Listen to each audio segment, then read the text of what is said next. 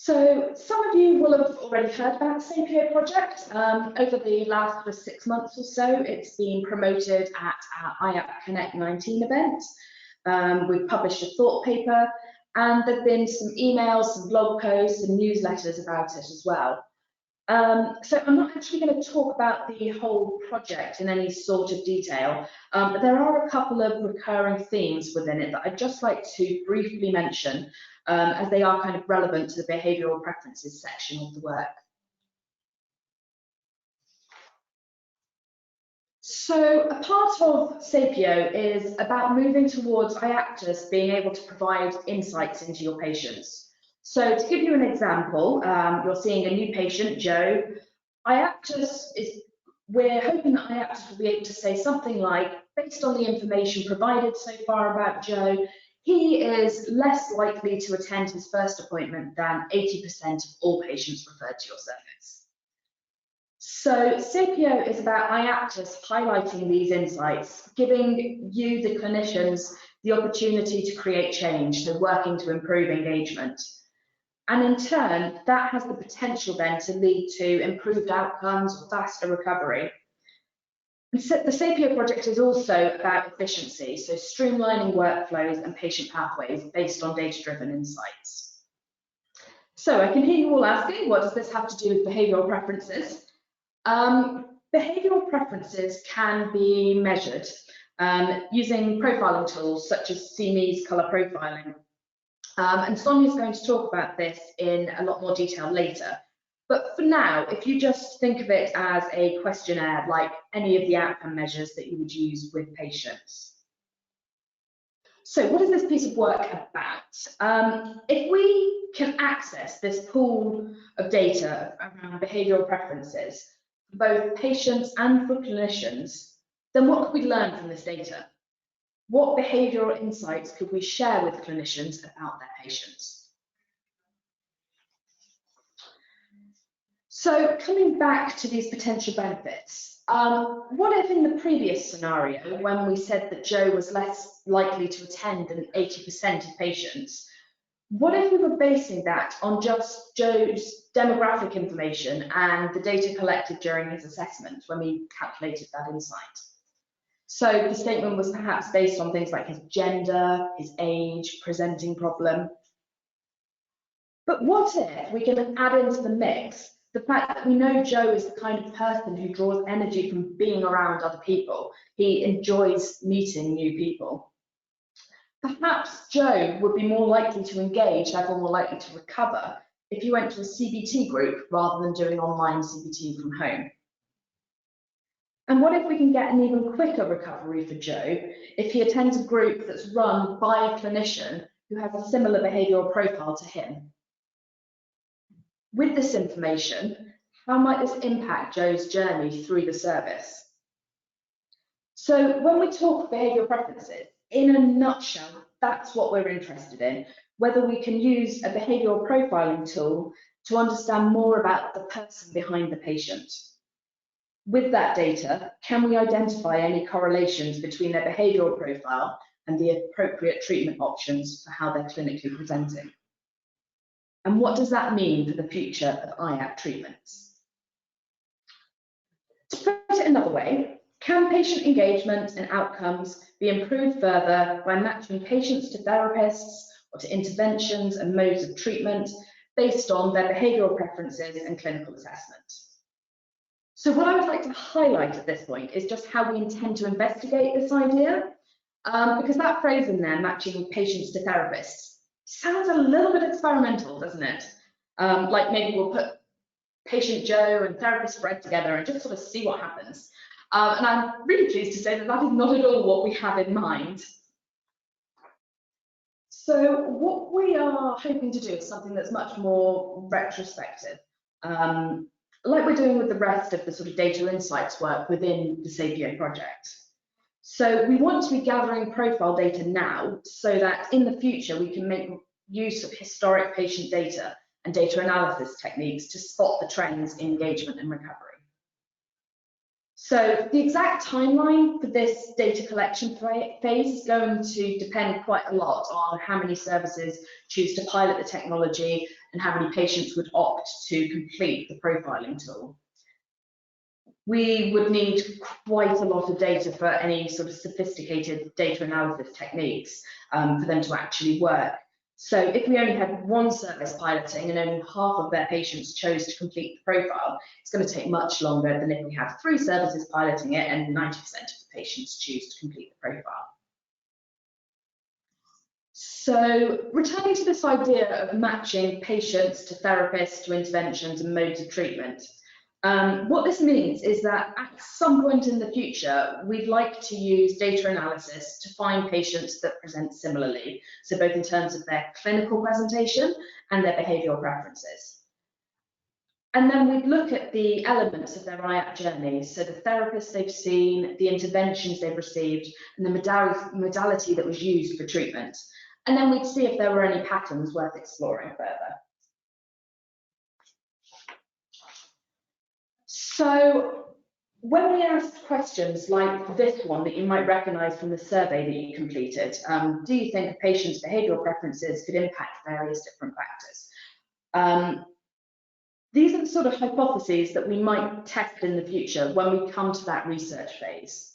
So as you can see, the survey is suggesting that actually when we do that research, we might want to look at treatment options, engagement, and maybe the therapeutic alliance first. And the same with this next slide. Do you think a patient's recovery may be improved by them working with a therapist with a complementary behavioural preference? So once we've collected the profile data, we can find a pool of patients that are similar and then look for correlation between the therapist profile and the patient's recovery. And the data might show us the complete opposite of what's on the slide. It might show that the best pairing for a patient to get improved outcomes is with a therapist with a completely different behavioural preference to them. The important point here is that we won't be intervening with your treatment decisions. The behavioural preferences will be collected, stored, and made available to you, but all of the treatment decisions will continue to be made by the clinician and the patient. Our research would simply make use of the data to investigate the relationship between the preferences and the treatment outcomes to see if there's a story there to tell. So let's just come back from the future to 2020 and the SAPIO project. SAPIO gives us an opportunity for a feasibility study into behavioural preferences to know if it's possible technically, and most importantly, if it would be accepted by clinicians and patients. The survey that was available on IAPT in December and January was a great opportunity to start assessing this clinical acceptance. We got a great response from the survey, and as you can see from this chart, it's generally quite positive feedback and worth some exploring.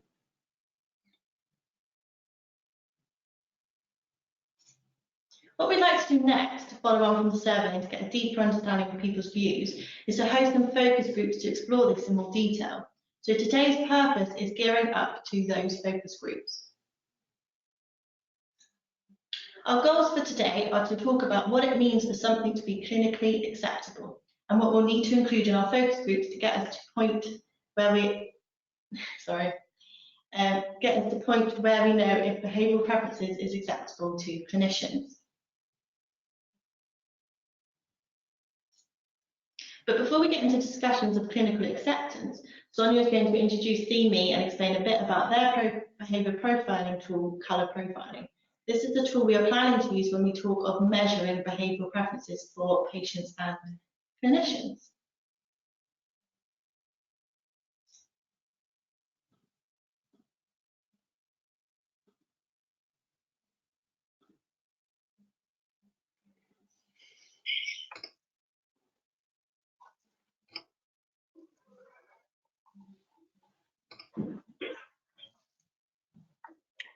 Hi, sorry, just making sure the it's working. Perhaps you can share the PowerPoint again. It's not showing on my screen for some reason. Feel free to take back over the presentation if that's easier. Yeah, probably. Bear with.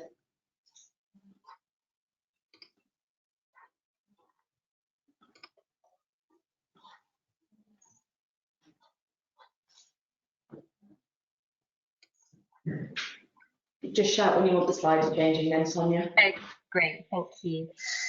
Sorry about that technical hitch. So yes, a little bit about SAPIO. I'm aware that probably a lot of you have interacted with different forms of profiling, different tools, different meanings of that word as well. So wanted to share with you a little bit about who we are, why we're partnering with Mayden on this important project, and what you might expect to see in terms of the measurement process, the outcomes, and how that might be applied. SAPIO is an independent company that has sought to bring together the best of modern technology and latest psychometric insights. Our system is therefore easy to use, it's very quick for people to complete, and data analysis out of the other side is again very straightforward to look at and importantly to apply to enable it to impact change. Next slide. So these are some of the people we've worked with. We've generated tens of thousands of profiles for a wide range of organisations, as you can see. This includes many charities and non-profit organisations, including NHS trusts. We've got a values-based pricing model and practice where our significant corporate work enables discounts for other sectors and for research. And we're very proud to be a research partner in this project, which we believe can add significant value potentially to the process of ensuring best outcomes for patients. So what are our aims? In broad terms, whilst of course this is tailored for every project, our profiling is typically applied to help people understand themselves, to help people understand others, and to improve relationships by adapting, or here we could add improve outcomes by assessing trends within the data. And those trends, as has been highlighted, could potentially be the treatment pathway or the impact on therapeutic alliance. In terms of our product values at SAPIO, we hope and we have worked to ensure as far as possible that SAPIO is very flexible to use, that we can adapt it to the exact outcomes of an organisation or, in this case, a research project's purpose and needs. Of course, we always seek to be increasing and ensuring the accuracy, and I'll come later to some of our validation process and the years of research we've put into that, including, of course, practical learning. For us, one of our key values is the application, that it's easy to be applied to create impact. Clarity, we hope that everything that we do and create is clear and easy to access, and that does make it accessible to a broad demographic, and of course easy to use. We don't want any hurdles in terms of time to complete or ease of completion for, again, accessibility across a wide range of people. I'm aware that there are many tools out there, and of course that have existed across time. Human nature has been observed for thousands of years, and as many of you know, as far back as Hippocrates, there were deductions of different types or preferences of people and observable behavioural sets beginning to be spoken about in that way. The language used to express this difference has of course changed over time, as has the understanding of what lies behind it, with Jung bringing in his quantifying axes and then neuroscience helping feed in. So fast forward to today, where there are many frameworks that apply some of these principles into application in different contexts. Most research in sort of recent years has pointed away from binary outcomes, where perhaps a fixed number or letter or label has been used to describe these different preferences. It has also highlighted the importance of potential flex, that actually we continue always to be formed, more so than perhaps binary static typings would allow for. So we've chosen to use the language of colour to describe these different preferences and styles. Colours blend, and whilst we do have 4 basic building blocks, which makes the system easy to remember and work with, there are infinite number of possibilities of weightings and combinations of those colours.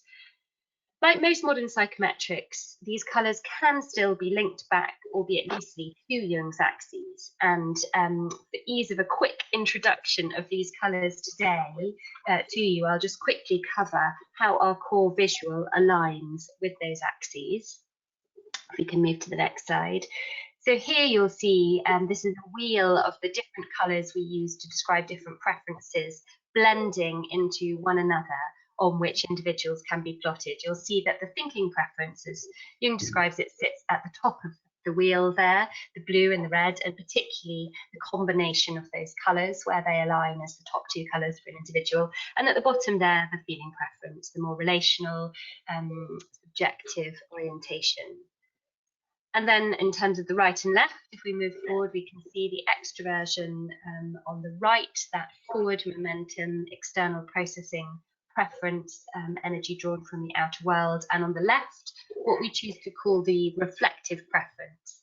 We're aware that the word introvert has come to have all sorts of other connotations to it, which don't apply cleanly to the behavioural preference that we're seeking to apply. So we use reflective there on the left, but it does roughly align with Jung's introversion in terms of that desire to reflect first before sharing in the outer world, to take time and space, that inward focus and depth, as a preference for particularly processing information and engaging with others. So that's a super quick overview of that alignment, which I hope is helpful for those of you that are very familiar with other tools as well, which can probably be mapped onto those axes. So where does that leave us? What are the characteristics arising from those resultant colours? As I said before, these are simply building blocks, where every person is a unique blend of these building blocks, but it will again hopefully help orientate you to what we mean and describe from these colours. So you'll see there an overview in terms of preference of how we operate.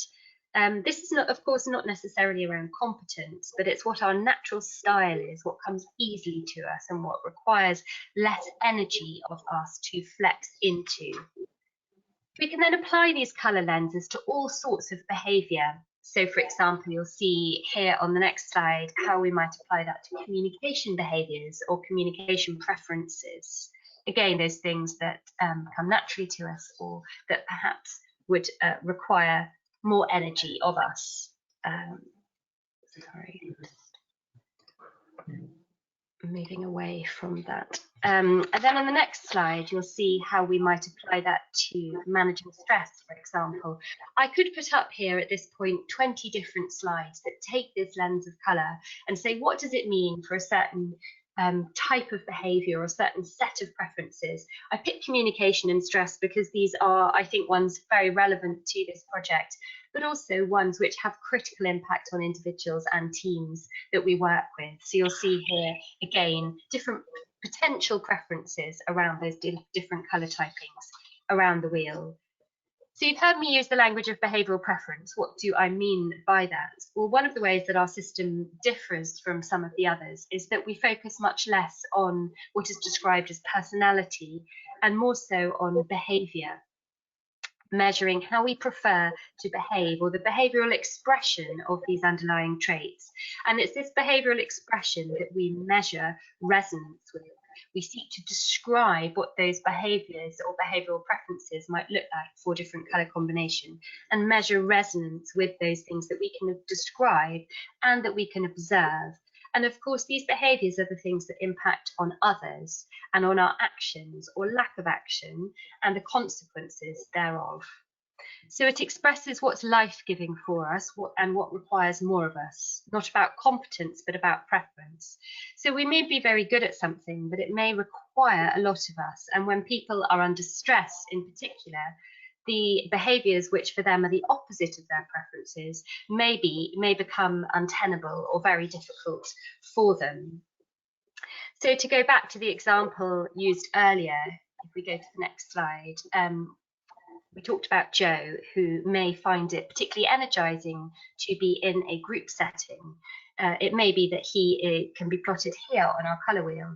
This may be a simple expression of his preference combination, whereby that group context and that ability to externally express how he is feeling would be particularly natural to him and energising to him and appealing to him.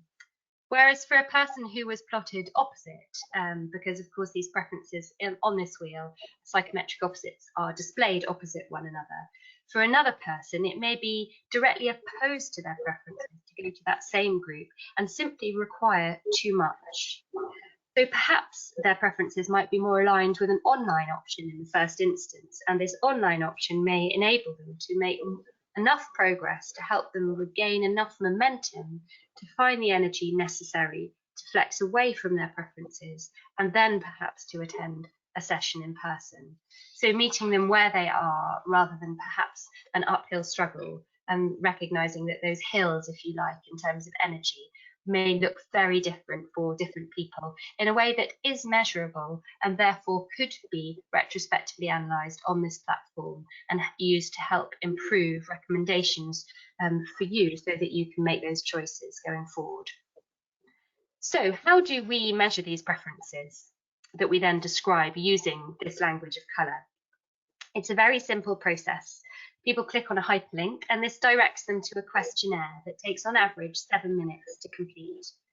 The questionnaire, and you can see examples of some of the questions here on screen, forces close choices between word sets to bring out people's preferences on 2 levels: the conscious choices and the less conscious choices. The questionnaire has 15 sets of word choices, where for each of them, the profilee is asked to weight the sets in order of what is most like them and what is least like them. The words most like and least like are important here. We recognise that none of them are an exact description, and in fact, they are likely to be drawn to different elements. But we're asking them to weight the preferences, with each set slightly shifting the lens and the way that they are expressed and grouped. Our algorithm then tracks patterns in the answers and aligns them with our colours, expressing them back as averages in graphs. So you'll see here one way of expressing back those outcomes. We're actually applying 2 different algorithms, applying 2 different measuring principles to pick up both the conscious and less conscious responses. We express this as adapted for the conscious and natural for the less conscious. But there are many ways to understand and describe these 2 takes. In a sense, it's the left-hand one is the more modified or filtered, and the right less modified or less filtered. The left requires slightly more energy than the right. The less conscious behaviour tends to be where people go under pressure. It's our revert type preference set, and the one that we tend to operate in when we have no energy available or required to moderate our behaviour. So it may be that this is the one that we pay more attention to in this research project, although of course that's something we'd be testing as we go along. To give an easy to read visual summary of these combinations, we can then map the adapted colour combination onto a colour wheel. If we could see that on the next slide. This can help show how the colour combination compares with other colleagues. As the further apart you are on that wheel, the more the different perception or preferences are. So we can compare the difference in 2 individuals' preferences with the psychometric opposites there, as I said before, being on opposite sides of the wheel. We can also collate whole sets on that wheel to look at patterns or distributions, either in a pairing or a group cohort, if that's helpful. We've got an example on the next slide. And there are many ways, of course, that we could assess and analyse this data and then display it back on the IAPT platform to help guide and inform your choices, as well as in the background looking at bigger picture trends. So you'll see on the next slide here that sometimes we express that combination for an individual using our C letter, using that weighted distribution of colours within this visual to show at a glance an individual's preference distribution. One of the reasons we like this is because each of those are individual and different, so it avoids using simplistic descriptions, for example, 1 colour or even 2 colour descriptions of an individual. As I said earlier, for us an important principle is there aren't these fixed typings, but we're recognising that everyone is a blend of these preferences, but that these blends can look very different for each person in a way that can be helpful to understand and have access to when we're making decisions or thinking about the best possible pathway forward for them. So hopefully that gives you a little overview of the journey that an individual might go through completing that questionnaire, and then the outcome data that we would have in terms of feeding back these different colours and the combination for any individual, and being able to look at the bigger picture trends and how they might align with different treatment pathways, feeling more natural to different individuals, requiring less of them, and therefore overcoming that hurdle around dropout or other things that can stop people moving forward in the process. So very briefly, how was CME validated? Of course, this is an important part of who we are and why we're working with Mayden. We were initially validated over approximately 3 years using thousands of individuals to feed back their resonance with statements. These statements are behavioural statements that we use to express what that colour combination for each individual might look like through different lenses. So once the initial testing for the questionnaire had led to consistent measurable outcomes that aligned with the behaviours defined by our colours, the colour combinations were then expressed in hundreds of behavioural statements. We then assessed the resonance of these statements with thousands of individuals and did this until there was consistent feedback of resonance with these behavioural statement outputs of over 80%. That process was done around 10 years ago, but of course the journey of honing has continued ever since, and our face validity measures are now around 90%. We continue also to introduce and test new sets of behavioural statements to enhance our ability to apply this language of colour to a wider set of behaviours. This product formation also was done under the umbrella of an organisation that had 30 years of experience of other psychometrics and observation of best practice around application with individuals. So how is it used as we stand here today? What are we doing with it apart from our project with Mayden? Well, our profiling tool and the reports that can be generated from it can be applied in lots and lots of different ways. For example, as we've covered earlier, it can help people understand themselves and crucially others and the degree and way in which they differ in their understanding of the natural way to do something. This can lead to helpful discussions and training around the dynamics of a partnership or team. We also work at individual level doing coaching, and our team level training applies this learning to thinking about adapting key behaviours, for example, communication or managing stress and resilience, as we looked at earlier. We can also analyse the distribution patterns at organisational level to think about the implications for organisational cultures and what that means, for example, to best ways of communicating about managing change or other cultural level journeys. And of course, in this context, the potential application is around spotting trends as part of a wider picture around what this might mean for helping choose treatment pathways with best potential for patients, recognising that this is another measurable way in which they differ. So hopefully that gives you a quick overview of who we are, what we do, how and why we do it, and what you might expect to see on the platform in the future to help guide your choices to best possible outcomes for patients.